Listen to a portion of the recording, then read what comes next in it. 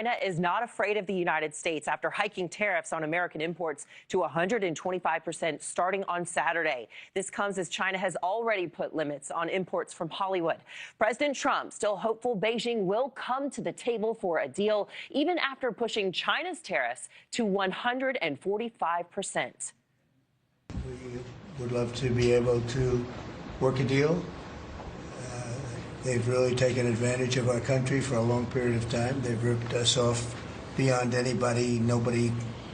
How people stood for it, sitting in my position, is not even believable. Well, as you're just wiping the sleep out of your eyes, come look at your screen. Here's where futures stand this morning.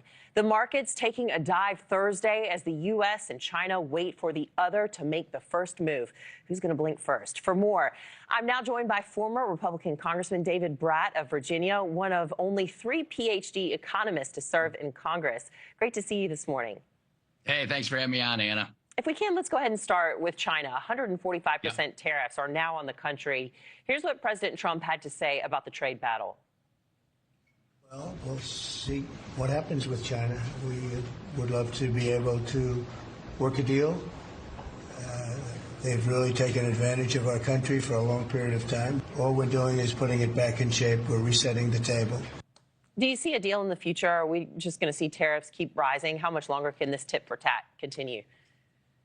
Yeah, I think there's going to be enough pressure on Xi and China for a deal. The Besant, said yesterday they trade 5 times more than we do, right, as a percentage of their entire economy.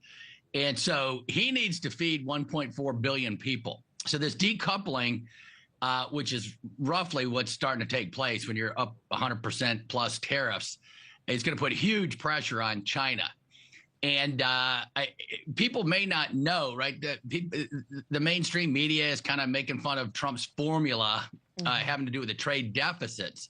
But Bank of America and the World Bank have similar charts out. And basically, tariffs are only about 1/3 of the problem, right? 2/3 of the problem are the non-tariff barriers, right? The dumping, the Chinese subsidies that make products very low cost that we can't possibly compete with.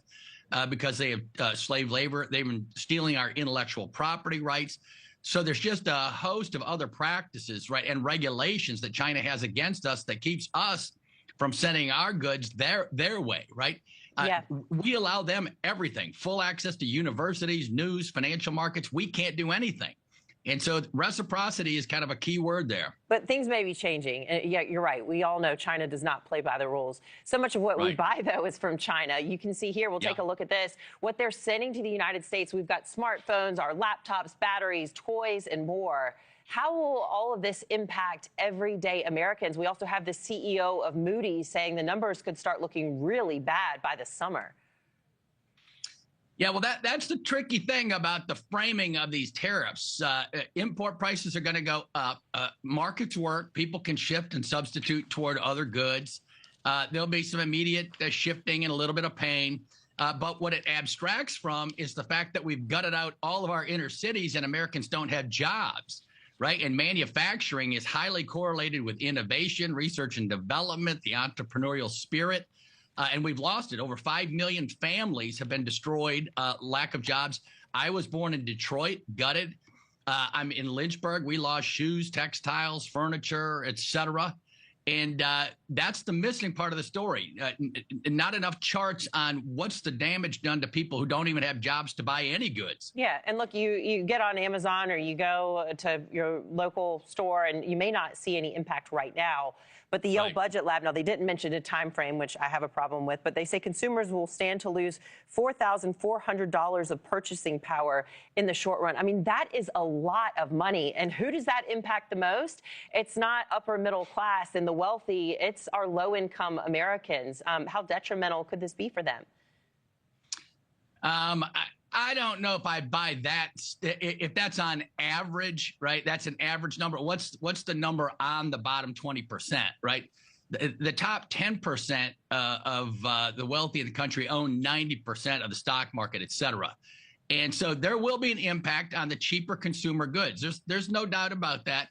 But I think those people would rather have high-paying jobs where they can buy goods, and that's what we're missing. Productivity in this country has been down for 70 years. Why is that?